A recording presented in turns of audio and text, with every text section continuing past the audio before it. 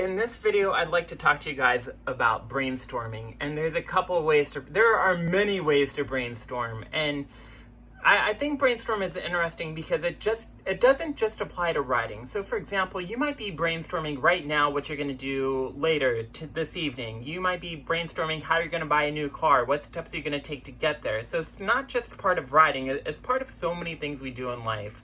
One fast way to brainstorm, and the way that I brainstorm, is I just make a list.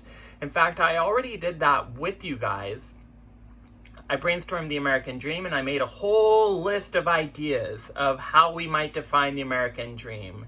So that's one fast way. And once I make that list, I start to ask myself, what can I narrow down more? What can I find research on? Which one do I know the most about? Which do I know the least about? And so you start brainstorming from there. Another way to brainstorm would be, it's called bubbling or mapping, where I just might start with an idea. Let's say I have to write a paper on baseball. Now, baseball is too big of a topic. You could write a whole book about baseball, right? So you don't want to do baseball.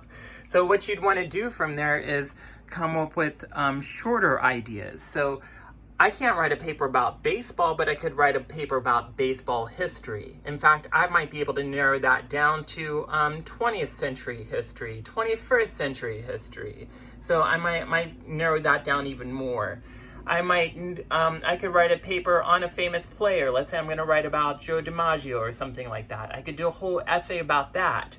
Or let's say I want to write a paper on the San Diego Padres. I might talk about the history, how they came into an organization. I might start there.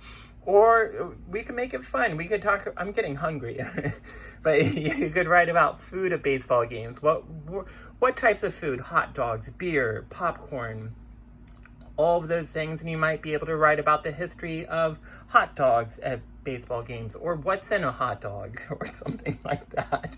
So you start with a big idea and you start to narrow it down. What this activity does is it helps you narrow down topics, which is essential in college writing because you have to narrow down topics to make them more finite. The more you narrow down a topic, the easier it is to work with. So I hope this lecture helps. I've provided you guys with 2 ways to brainstorm. Thank you for listening.